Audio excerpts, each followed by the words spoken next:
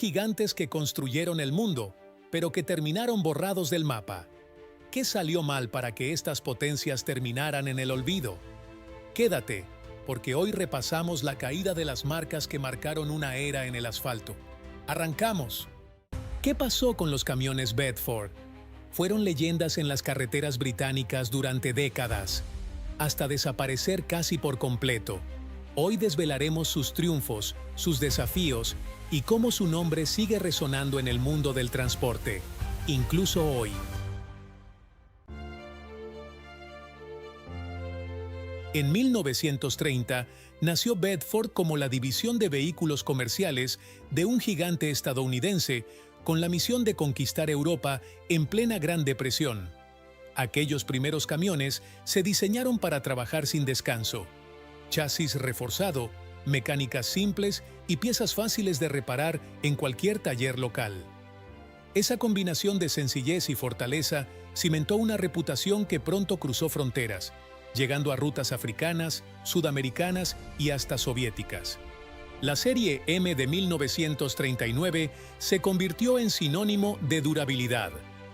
Con motor de 6 cilindros y 27 caballos de potencia, tracción trasera y caja de 4 marchas, aquellos camiones superaban las 3 toneladas de carga. Su secreto radicaba en la mecánica básica. Cualquier agricultor o mecánico de carretera podía mantenerlos en marcha con herramientas mínimas. Gracias a esa filosofía, Bedford vendió más de 100.000 unidades antes de 1952, una cifra asombrosa para una marca de su tamaño.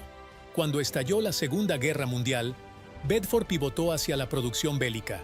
Los mismos talleres que ensamblaban camiones de reparto empezaron a fabricar vehículos ligeros de combate y tanques con motores de 2 cilindros capaces de generar 375 caballos de fuerza. Esta experiencia dual militar-civil reforzó la confianza en la marca. Si un Bedford sobrevivía al frente, podía afrontar cualquier ruta en tiempos de paz. En 1947, la producción civil se recuperó con fuerza, y en 1958 se celebró el vehículo número 1.000.000. En los años 70, Bedford exportaba a más de 100 países. La serie TM fue su intento de modernización, tractores de carretera capaces de mover hasta 42 toneladas, con carrocerías más aerodinámicas y prestaciones superiores. Sin embargo, la falta de inversión en electrónica de a bordo y sistemas de frenos avanzados dejó a la marca rezagada frente a los gigantes europeos. La apuesta TM llegó tarde, con mejoras insuficientes y costes de producción elevados. El J6 de la serie J destacó por su motor diésel de 6 cilindros y 4.928 centímetros cúbicos, inyección directa y regulador neumático. Entregaba 97 caballos de fuerza a 2.800 revoluciones por minuto y un par de 217 libras-pie, suficientes para mover más de 10.000 kilogramos sin pestañear. Su estética sobria y su ritmo pausado lo convirtieron en el favorito de camioneros en Latinoamérica y Asia. Aún hoy, muchos J6 siguen en activo gracias a su bajo coste de mantenimiento y extrema resistencia.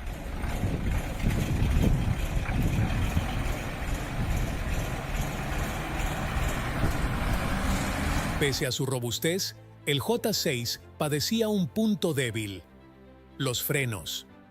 En descensos prolongados, las zapatas rozaban tambores sin ventilación suficiente, sobrecalentándose y provocando un chirrido metálico que advertía del desgaste.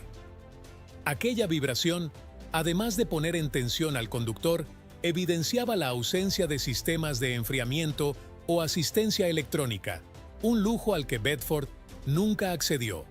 Además de su uso comercial y militar, Bedford tuvo apariciones en películas clásicas de posguerra y en documentales de construcción de carreteras en África. ¿Sabías que algunos museos de transporte conservan intactos camiones serie M y J6 con sus manuales originales y herramientas de caja? Los entusiastas organizan encuentros anuales donde estas reliquias recorren rutas turísticas, reviviendo el rugido de aquel motor diésel.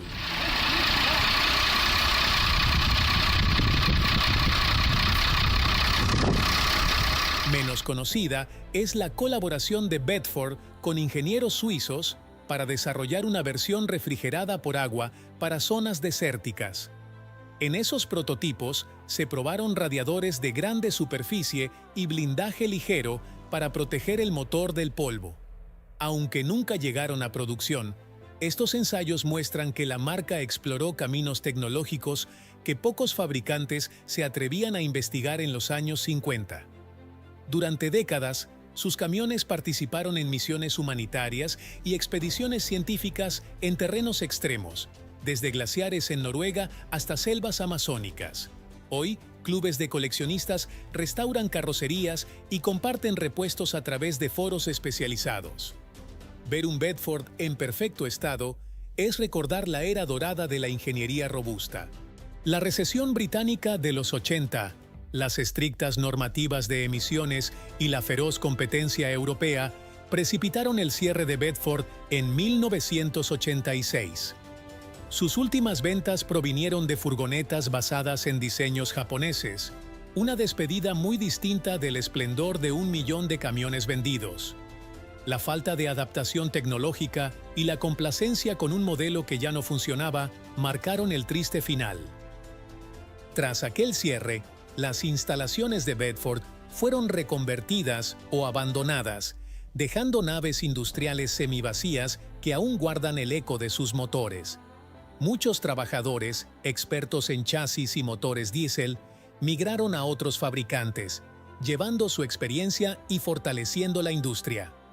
Con el paso del tiempo, los camiones Bedford se convirtieron en objetos de culto. Entusiastas y clubes de restauración surgieron en Reino Unido y el extranjero, organizando encuentros, ferias de piezas y reconstrucciones meticulosas. Gracias a este coleccionismo, se han salvado numerosos ejemplares de la chatarra, manteniendo vivo el legado de una marca que marcó la historia del transporte.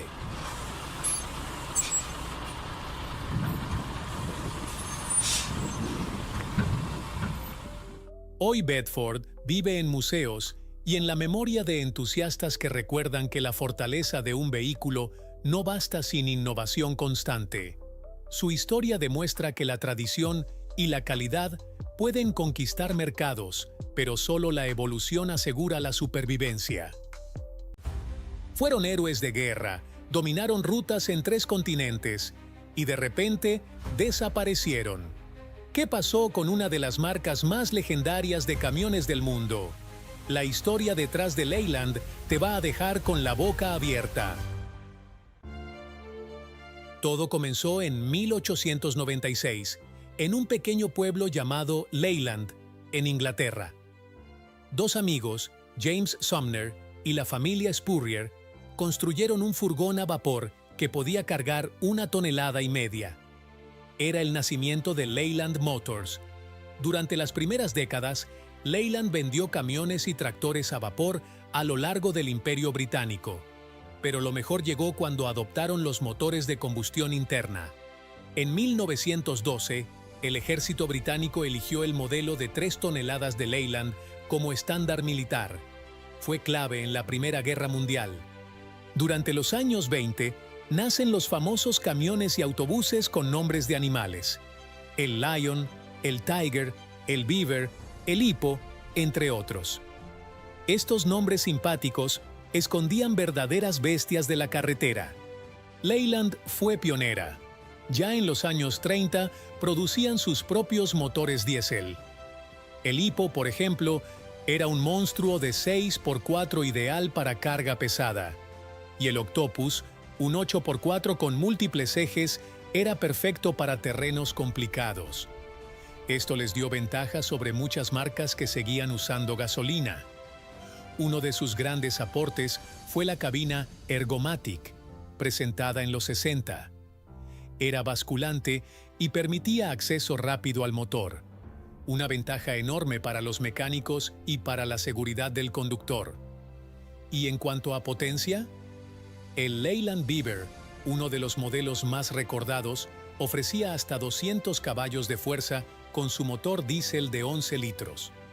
Su caja de quinta, con alta y baja, lo hacía versátil para carga pesada y rutas complicadas.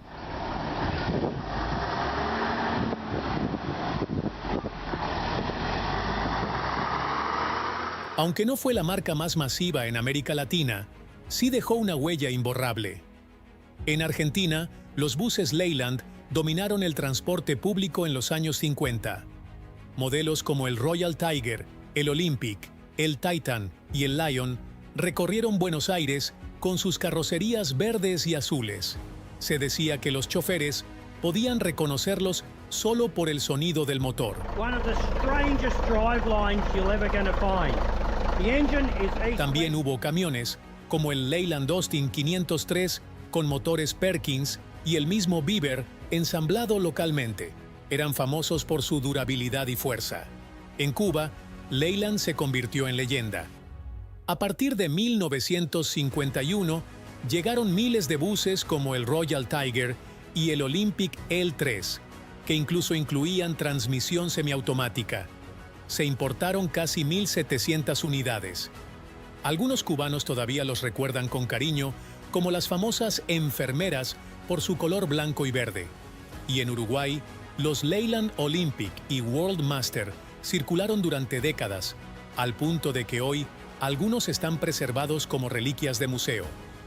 Entre sus ventajas más destacadas estaban la resistencia estructural, la confiabilidad de sus motores diésel y la versatilidad de configuraciones, desde 4x2 ligeros hasta 8x4 para cargas pesadas.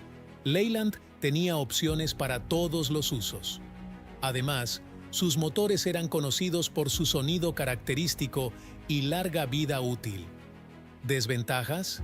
Sí, también las había. Algunos modelos tenían repuestos costosos o difíciles de conseguir fuera del Reino Unido. En climas extremos, ciertas partes eléctricas podían fallar, y con el paso de los años, el diseño de cabina quedó anticuado frente a competidores más modernos como Volvo o Scania. Además, durante su época bajo British Leyland, la calidad se resintió por problemas financieros y sindicales. Y ahora viene la parte más impactante de todas. En 1968, Leyland Motors se fusionó con varias marcas británicas, formando el enorme grupo British Leyland. Querían crear un General Motors británico, pero fue un desastre. Huelgas, mala gestión y modelos poco competitivos llevaron al colapso en los 70. El gobierno tuvo que intervenir. En 1986 desaparece el nombre British Leyland y la parte de camiones pasa a manos de DAF, creando Leyland DAF. Luego, en los 90, DAF quiebra. Pero Leyland, contra todo pronóstico, no muere. Y ahora es que la cosa se va poniendo buena. En 1993, un grupo de directivos británicos compra Leyland Trucks y sigue produciendo para DAF. Y en 1998 llega el salvavidas definitivo.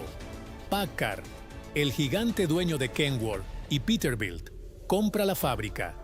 En lugar de cerrarla, la modernizan. Hoy, la planta de Leyland produce los modelos DAF LF, CF y hasta eléctricos, manteniendo vivos los genes de la marca original.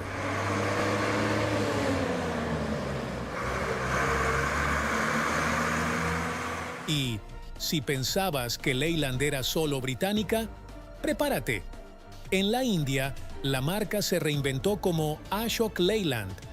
Desde 1955, fabricaron bajo licencia los camiones Comet y autobuses Tiger Cub, y hoy en día son uno de los mayores fabricantes de vehículos comerciales de Asia.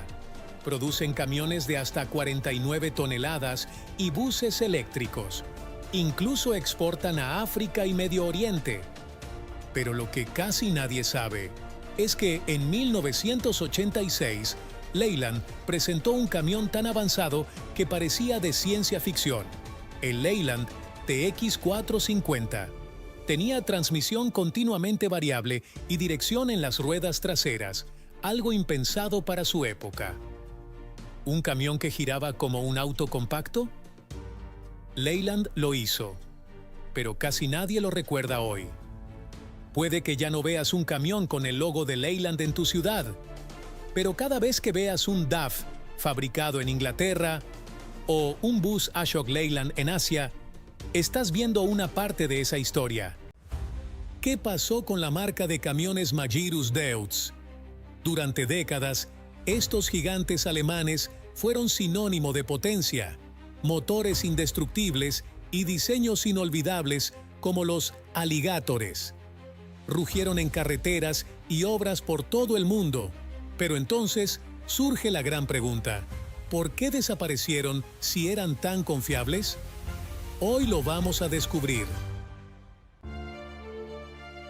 Todo comenzó en 1864 en Ulm, Alemania.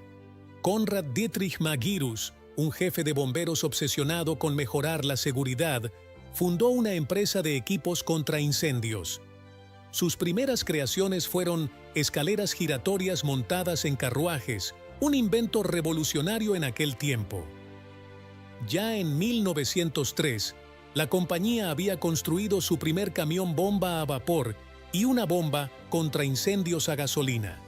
Desde el inicio, Magirus destacó por innovación y por saber adaptarse a las tecnologías del momento. Con el paso de los años, la empresa se expandió al transporte comercial sin abandonar su pasión por los camiones de bomberos. En 1916 ya fabricaba camiones y autobuses, conocidos por ser máquinas confiables, capaces de resistir condiciones extremas. En 1938, la historia dio un giro. Magirus se fusionó con la fábrica de motores Humboldt-Deutz, la misma fundada por Nikolaus Otto, el inventor del motor de combustión interna. De esa unión nació Magirus Deutz. Desde 1943, todos sus camiones comenzaron a montar los legendarios motores diésel Deutz, refrigerados por aire. ¿Y qué tenían de especial? Eran motores disponibles en versiones de 4, 6, 8 y hasta 10 cilindros, con cilindradas que llegaban a 15 litros. Al no usar agua, no necesitaban radiador ni sistema de refrigerante. Un enorme ventilador se encargaba de enfriar el motor, haciéndolos casi inmunes al sobrecalentamiento en climas extremos. Esa seña de identidad, el motor refrigerado por aire, se volvió el ADN de la marca. En 1967, la marca introdujo sus primeros camiones de cabina frontal abatible. Incluso llegaron a fabricarse bajo licencia en Argentina. Poco después, en 1971, Magirus se unió al famoso Club of Fur junto con Volvo, DAF y Saviem para diseñar una cabina estandarizada. Fue un paso hacia la modernidad, aunque significó el fin de los icónicos camiones con trompa de cocodrilo. Pero mientras se modernizaba, también enfrentaba retos. La crisis del petróleo de 1973 golpeó fuerte a toda la industria. Aún así, Magirus logró uno de sus contratos más grandes: suministrar casi 9.500 camiones a la Unión Soviética para la construcción del ferrocarril Baikal-Amur en Siberia. Ese pedido convirtió a Magirus en el segundo mayor fabricante de Alemania en 1975. Pero esa cima coincidió con el inicio de su desaparición como marca independiente. Y ahora, la gran pregunta: ¿por qué desapareció Magirus Deutz? Antes de responderla, dale like y suscríbete para que no te pierdas ni un solo detalle de este video. En 1975 se creó Iveco, fruto de la fusión de Fiat, Ohm, Unic y Magirus Deutz. La idea era clara: unir fuerzas en un mercado cada vez más global. KHD, la casa matriz de Magirus, decidió enfocarse en su negocio principal: los motores Deutz. Los camiones quedaban en manos del nuevo consorcio. Iveco aprovechó la tecnología de Magirus, pero con tantas marcas bajo un mismo techo, mantener todos los nombres era inviable. Además, los motores refrigerados por aire, aunque muy fiables, eran ruidosos y empezaban a quedarse cortos ante nuevas normas de ruido y emisiones. Poco a poco, Iveco fue imponiendo su nombre, y hacia finales de los años 70, la marca Magirus Deutz prácticamente había desaparecido de los catálogos internacionales. En algunos mercados como Alemania, el nombre sobrevivió un poco más, hasta principios de los 90. Pero fuera de Europa, ya solo se veían los camiones Iveco. Ahora bien, ¿qué pasó en nuestra región? Magirus Deutz no se quedó solo en Europa. En los años 50 y 60 llegaron lotes de camiones a varios países latinoamericanos. Venezuela, Argentina, Brasil y también República Dominicana fueron testigos de estas bestias alemanas. En Dominicana, los Magirus se usaron en obras públicas, construcción de carreteras y hasta en la industria azucarera. Sus motores refrigerados por aire eran perfectos para el calor tropical, evitando problemas de recalentamiento. Se cree incluso que algunos participaron en la construcción inicial de la autopista Duarte. La gente los apodaba los alemanes, y verlos rugir en caminos rurales era todo un espectáculo. El ejército dominicano también utilizó algunas unidades 6x6 para transporte de tropas. Su presencia marcó una época en la memoria colectiva del país. En Argentina, la planta Deca fabricó bajo licencia los Magirus Deutz 200D16 hasta mediados de los 70. Brasil también ensambló chasis de autobús con tecnología Magirus. Y en toda la región se importaron unidades de bomberos y camiones lanza-agua. Aunque como marca de camiones desapareció, Magirus sigue viva en los vehículos de bomberos. Iveco conservó el nombre para su división contra incendios, y hasta hoy los camiones Iveco Magirus son líderes mundiales en escaleras giratorias. Y no solo eso. En 2019 Iveco lanzó una edición especial del S-Way con emblemas históricos de Magirus como homenaje a su legado. Y en 2025, la división de bomberos Magirus volvió a ser independiente tras ser vendida al grupo Mutares SE. Eso significa que, de alguna manera, Magirus renació, aunque enfocada solo en camiones de bomberos. Y eso no es todo. La historia de Magirus Deutz es la de una marca que pasó de fabricar escaleras de bomberos en el siglo XIX a convertirse en símbolo de potencia y resistencia en el siglo XX. Una marca que rugió en las carreteras de Alemania, en las obras de Siberia y en las cañaverales del Caribe. Entonces, la pregunta que lanzamos al inicio tiene su respuesta. Magirus no desapareció por ser débil o por fallar en calidad. Al contrario, sus camiones eran leyenda. Lo que acabó con el nombre fue la fusión industrial y la necesidad de adaptarse a un mercado global. Y aunque hoy no veamos nuevos camiones Magirus Deutz en las carreteras, su legado sigue vivo en cada motor refrigerado por aire que arranca, en cada escalera de bomberos que se despliega, y en la memoria de todos los que alguna vez vieron rugir a los alemanes en nuestras tierras. ¿Sabías que hubo una marca de camiones capaz de competir cara a cara con los gigantes europeos, que ganó rallies, cruzó desiertos y conquistó carreteras en América Latina y aún así terminó desapareciendo? Sí, hablamos de Pegaso. Pero, ¿qué pasó realmente con esta marca que fue orgullo nacional, símbolo industrial y referente tecnológico? Quédate, porque lo que vas a descubrir te va a sorprender. Pegaso nació en 1946, justo después de la Segunda Guerra Mundial, cuando España estaba aislada y necesitaba reconstruir su infraestructura prácticamente desde cero. El gobierno decidió crear una empresa estatal capaz de fabricar vehículos industriales nacionales y reducir la dependencia extranjera. Así nació ENASA, y con ella, la marca Pegaso, tomando el símbolo del caballo alado como emblema de fuerza y ambición. Al mando estaba Wilfredo Ricard, un ingeniero que venía nada más y nada menos de trabajar en Alfa Romeo. Su visión era clara. Pegaso no iba a ser solo una marca funcional. Iba a ser una marca prestigiosa, avanzada y capaz de competir con cualquiera.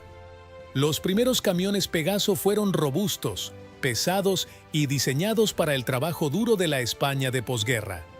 Pero conforme pasaron los años, Pegaso comenzó a destacarse por algo que pocas marcas estatales tenían: innovación y ambición técnica. Por ejemplo, en los años 50, mientras el mundo veía a España como un país atrasado, Pegaso creó algo totalmente inesperado: autos deportivos de lujo como el Pegaso Z102 y el 103, con motores V8 diseñados en casa, que competían con Ferrari y Mercedes. Estos autos eran tan exclusivos que solo se fabricaron unas 86 unidades y llegaron a manos de figuras como el Shah de Persia y el propio dictador caribeño Rafael Leónidas Trujillo. Pegaso no quería solo fabricar camiones, quería demostrar ingeniería. Pero eso no es todo. Donde realmente Pegaso dejó su marca fue en los camiones y autobuses. Uno de los modelos más recordados es el Pegaso Comet, introducido en los años 60 gracias a una colaboración con Leyland Motors. Este camión fue clave porque era resistente, sencillo de mantener y adaptable, y gracias a eso se convirtió en un éxito fuera de España, especialmente en América Latina. A partir de los años 60, Pegaso comenzó a exportar con fuerza, y donde encontró terreno fértil fue precisamente en nuestra región. En países como Colombia, Argentina, Perú, Chile, Venezuela y México, Pegaso empezó a ganar presencia tanto en camiones de carga como en autobuses urbanos e interurbanos. Los operadores latinoamericanos valoraban algo esencial: Pegaso era duro. Era un camión para carreteras desgastadas, climas extremos y largas distancias sin talleres cerca. De hecho, algunos autobuses Pegaso llegaron a operar durante más de 25 o 30 años en ciudades como Lima, Valparaíso o Caracas. Incluso se intentó construir Pegaso localmente en Venezuela, con fábricas mixtas que iban a producir miles de camiones al año. Pero el cambio de gobierno y la falta de apoyo financiero frenaron el proyecto, dejando grandes pérdidas. Aún así, la huella estaba hecha. Miles de Pegasos trabajaron en Latinoamérica durante décadas, y algunos todavía hoy aparecen en pequeños pueblos y carreteras internas. En los años 70, Pegaso vivió su época dorada. La demanda interna en España subió, las exportaciones crecían y la marca alcanzó números récord. Pero la crisis del petróleo en 1973 lo cambió todo. El combustible subió, el transporte se encareció, la economía se frenó, y Pegaso, que tenía una estructura enorme y costos fijos altísimos, comenzó a tener problemas financieros. Hasta ese momento, la empresa había estado muy protegida, operando en un mercado casi sin competencia extranjera. Pero con la llegada de la democracia y la futura integración de España en la Comunidad Económica Europea, el mercado se abrió, y ahí entraron marcas como Mercedes-Benz, Volvo, Scania, MAN, y Pegaso tuvo que adaptarse rápido, sí. Y en los 80 es cuando la historia se pone más interesante. Durante los años 80, Pegaso intentó modernizarse a través de colaboraciones internacionales. Se asoció con International Harvester, luego con MAN, con Volkswagen y también con DAF. De esas alianzas nació una de las grandes joyas de Pegaso, el Pegaso Troner, presentado en 1987. El Troner era moderno, cómodo, con cabina modular y motores de hasta 360 caballos, luego 400. Incluso compitió en carreras y ganó el Dakar en la categoría de camiones. Pero aunque técnicamente era competitivo, comercialmente llegó tarde. El mercado europeo ya estaba dominado y las normas ambientales y de emisiones exigían inversiones gigantescas que una empresa estatal con pérdidas simplemente no podía cubrir. El caballo alado quedó en la historia. Pegaso no desapareció porque fuera mala marca. Desapareció porque el mundo cambió. La competencia se globalizó y España pasó de industrias estatales protegidas a mercados abiertos donde solo sobreviven los más gigantes. Sin embargo, Pegaso dejó algo que no se compra con dinero: orgullo industrial, memoria técnica, historia y, sobre todo, miles de camiones que aún hoy, en rincones de América Latina y España, siguen rugiendo como si el caballo alado aún estuviera vivo. Pero eso no es todo. En 1990, el gobierno español decidió privatizar Pegaso. Hubo varias ofertas, incluso de gigantes como MAN y Mercedes, pero finalmente quien la compró fue Iveco, la división de camiones del grupo Fiat. La cifra sorprendió a muchos. La compra se realizó por un valor simbólico, porque lo que realmente importaba eran las fábricas, el personal y la infraestructura. Iveco mantuvo por un tiempo los últimos modelos Pegaso, como el Troner y las furgonetas Ecus, pero poco a poco la marca fue desapareciendo. Para 1993, ya casi no quedaban vehículos nuevos con el logo del caballo alado.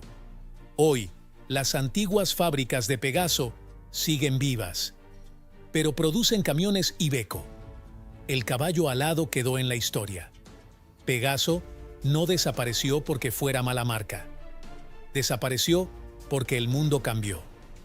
La competencia se globalizó y España pasó de industrias estatales protegidas a mercados abiertos donde solo sobreviven los más gigantes. Sin embargo, Pegaso dejó algo que no se compra con dinero: orgullo industrial, memoria técnica, historia y, sobre todo, miles de camiones que aún hoy, en rincones de América Latina y España, siguen rugiendo como si el caballo alado aún estuviera vivo. Hubo una época en la que Barreiros estaba en todas partes: carreteras, obras y caminos donde otros camiones no sobrevivían. Y hoy, la pregunta sigue siendo la misma: ¿por qué desapareció? La respuesta no es tan simple como parece, y tiene más que ver con lo que pasó fuera de la carretera que con el camión en sí. En la España de la posguerra, el combustible era caro y escaso. Eduardo Barreiros entendió antes que muchos que el futuro estaba en el diésel: más torque, menos consumo y mayor durabilidad. Comenzó transformando motores de gasolina en diésel, con tanto éxito que en 1954 nace Barreiros Diesel S.A. Desde el inicio, la marca se ganó una reputación clara: motores simples, resistentes y pensados para trabajar sin descanso. Ese enfoque marcaría todos sus camiones.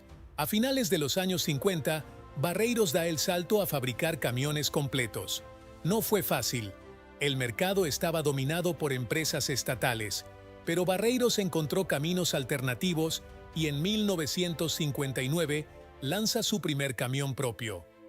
A partir de ahí, la marca despega. En los años 60, Barreiros ya tenía una gama completa: ligeros, medianos, pesados y cabezas tractoras. Pero hubo un modelo que destacó por encima de todos. Si hay un camión que define a Barreiros, ese es el Barreiros Azor. Fue el modelo más difundido, el más visto en carreteras y uno de los más recordados tanto en España como fuera de Europa. No era el más grande, no era el más moderno, pero era el más equilibrado. El Azor estaba pensado para carga media y trabajo constante, el tipo de camión que podía pasar el día entero en la carretera sin quejarse.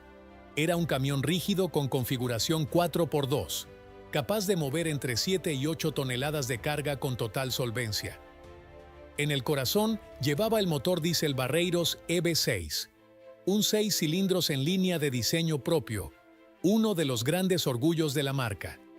No destacaba por cifras espectaculares, sino por su carácter. Entregaba alrededor de 115 caballos de fuerza, pero con un torque elevado para su época, ideal para arrastrar peso a bajas revoluciones y mantener un ritmo constante durante horas. La transmisión era manual, fuerte y directa, con relaciones largas pensadas para carretera, lo que ayudaba a reducir el esfuerzo del motor y el consumo.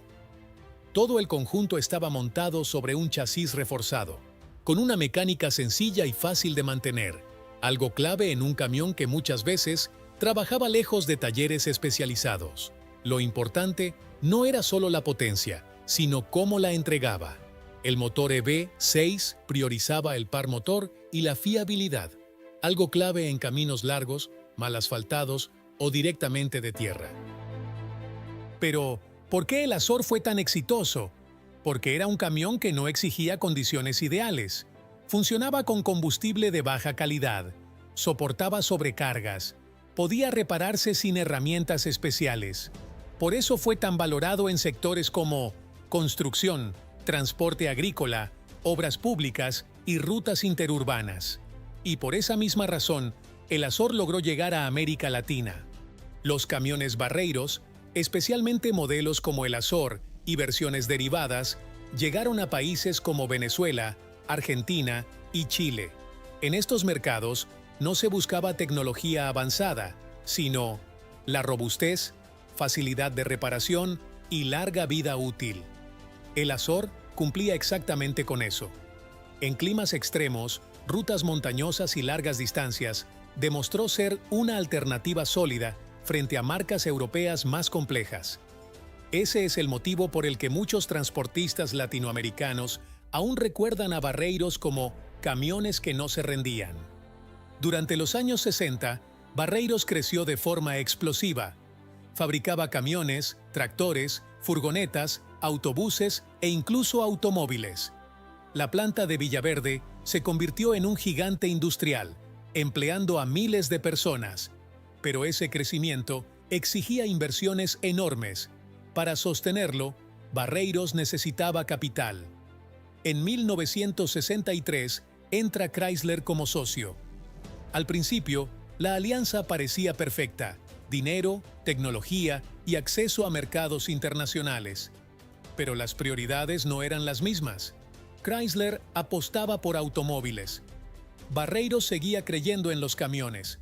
Esa diferencia estratégica fue clave. El declive y la pérdida de identidad. La empresa se endeudó. Las ventas de autos no compensaron la inversión. Chrysler fue tomando control hasta que, en 1969, la familia Barreiros abandona la empresa. Desde ese momento, Barreiros deja de ser Barreiros. Los camiones continúan un tiempo, pero bajo marcas Dodge o Chrysler. La identidad original desaparece. En los años 70, Chrysler entra en crisis y se retira de Europa. Vende sus operaciones a PSA, Peugeot Citroën. La fábrica sigue viva, los empleos continúan, pero el nombre Barreiros se borra del mercado. No por fallos técnicos, no porque sus camiones fueran malos, sino porque el mundo industrial cambió. Pero, ¿qué pasó en Cuba con Eduardo Barreiros? Años después, Eduardo Barreiros vuelve a aplicar su conocimiento en Cuba, desarrollando motores diésel para convertir camiones soviéticos de gasolina. La misma idea de siempre: más torque, menos consumo y máxima durabilidad. Por eso, hoy, cuando aparece un Barreiros Azor restaurado, no se ve solo un camión viejo. Se ve una forma de entender la ingeniería. Barreiros desapareció como marca, pero su camión más popular demostró algo que pocas marcas logran. Cuando un camión está bien hecho, sobrevive incluso a la historia. Y eso no es todo. Escuchen bien. Con los años también surgió un rumor que nunca terminó de apagarse. Barreiros creció en una época en la que la industria de camiones en España estaba fuertemente controlada por el Estado, y su principal competidor era una marca estatal. Al ser una empresa privada que avanzaba rápido y ganaba terreno, muchos creen que Barreiros se convirtió en un actor incómodo. Las trabas iniciales, los límites de producción y la presión financiera habrían empujado a la marca a buscar apoyo extranjero.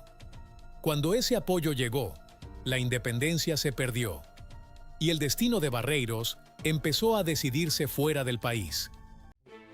Imagina un camión tan rudo que su propio país dejó de existir, pero él se negó a morir. Hablo de IFA, el orgullo de la Alemania socialista, que terminó en los billetes de 5 marcos y en los lodazales de media América Latina. ¿Cómo pasó una marca de fabricar 500.000 unidades a ser borrada del mapa por Mercedes-Benz? Hoy descubrimos la caída del gigante que se arreglaba con un martillo y mucha fe. Para entender el final hay que viajar a 1948. Tras la Segunda Guerra Mundial, la zona soviética de Alemania unificó todas sus fábricas bajo las siglas IFA. No empezaron con tecnología de lujo, sino reciclando maquinaria de guerra. Su primer modelo, el H-3, era básicamente un semioruga militar adaptado a la fuerza para el trabajo civil. Imagínate lo que era manejar eso, ruidoso, duro y con cero comodidades, pero era lo que había para reconstruir un país en ruinas. Pero la verdadera joya llegó en 1965 con el doble U-50, producido en una planta masiva de 170 hectáreas cerca de Berlín. El doble U-50 no era solo un camión, era un símbolo de identidad nacional. Fue tan icónico que el gobierno de la RDA puso su imagen en el billete de 5 marcos, algo que muy pocos vehículos en la historia han logrado. Estaba diseñado bajo una filosofía clara. Debía ser indestructible y, sobre todo, fácil de mantener por cualquier obrero sin necesidad de computadoras ni sensores. Ingeniería socialista pura y dura. Hablemos de su corazón técnico, pero de forma que sientas el rugido. El W50 cargaba unas 5 toneladas y su motor diésel de 4 cilindros y 6,5 litros entregaba 125 caballos de fuerza. No era el más rápido. Llegaba a los 90 km por hora si el viento soplaba a favor, pero su torque era legendario para arrastrar lo que fuera por caminos de tierra. Tenía una inyección directa bajo licencia de MAN, lo que lo hacía un poco más eficiente que sus hermanos soviéticos. Tenía más de 60 variantes, desde camiones de bomberos y cisternas hasta lanzacohetes militares y versiones 4x4 diseñadas para el barro más profundo. Lo mejor era su motor, un diseño modular tan estándar que se usaba hasta en cosechadoras agrícolas. Esto significa que, si te quedabas varado en medio de la nada, podías canibalizar piezas de un tractor para seguir camino. Una anécdota increíble que pocos saben. En 1968, para demostrar de qué estaba hecho, un doble U-50 logró subir las gradas de un estadio en Hungría hasta lo más alto sin inmutarse, ante la mirada incrédula de miles de personas. A finales de los 80, IFA intentó dar un golpe sobre la mesa con el L-60. Por fuera se veían igual de cuadrados, pero por dentro eran mundos distintos. El L-60 pasó a tener un motor de 6 cilindros con 180 caballos, mucha más potencia para cargar hasta 6 toneladas. Era el intento de la RDA por no quedarse atrás frente a los camiones occidentales que ya empezaban a verse mucho más modernos. Lo que los mecánicos agradecieron de rodillas fue la cabina basculante.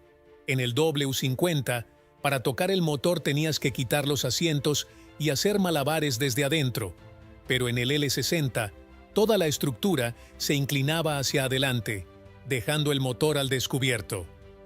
Tenía una caja de 6 velocidades y una visibilidad mucho mejor. ¿El problema? Llegó 15 años tarde. Su diseño seguía pareciendo sacado de los años 60 y su costo de producción era el doble que el del modelo viejo. Fue un caos.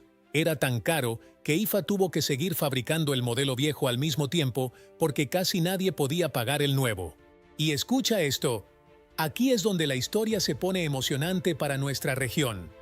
Pero primero, dale like y suscríbete para que no te pierdas ni un solo detalle de este video. IFA exportaba casi el 70% de lo que fabricaba, y Cuba y Nicaragua fueron sus destinos estrella. En Cuba, el W50 es un sobreviviente de leyenda. Tras la caída del bloque socialista, cuando los repuestos originales desaparecieron, los cubanos crearon los Frankencamiones. Les adaptaron motores de camiones rusos Kamaz o piezas de las cosechadoras Fortschritt que tenían el mismo motor. Hoy todavía los ves cargando caña o convertidos en guaguas de transporte público, ruidosos pero imparables. Son camiones que han vivido 3 vidas y todavía se niegan a morir.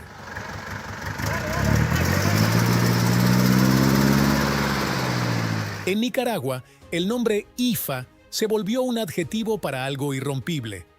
El ejército los usó en los 80 para cruzar ríos y transportar artillería en terrenos donde otros camiones se hundían.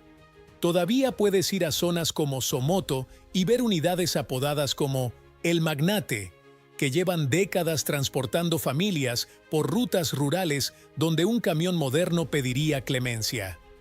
En Uruguay y Paraguay también hicieron su aparición en los 90, vendiéndose como excedentes militares económicos para el trabajo rural más duro.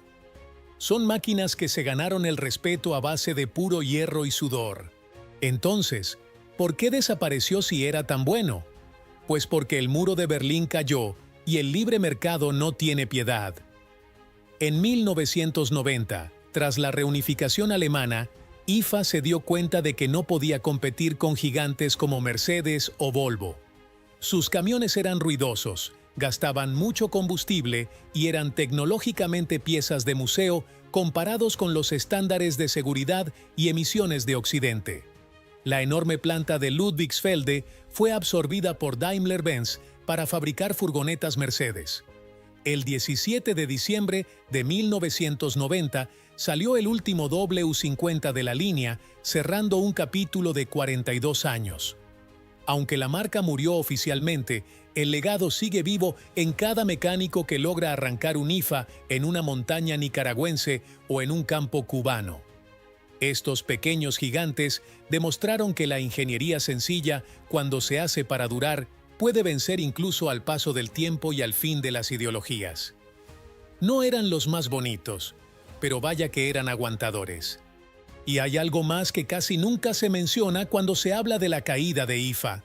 Tras la reunificación alemana, no solo desapareció una marca, también se perdió de golpe todo un ecosistema industrial.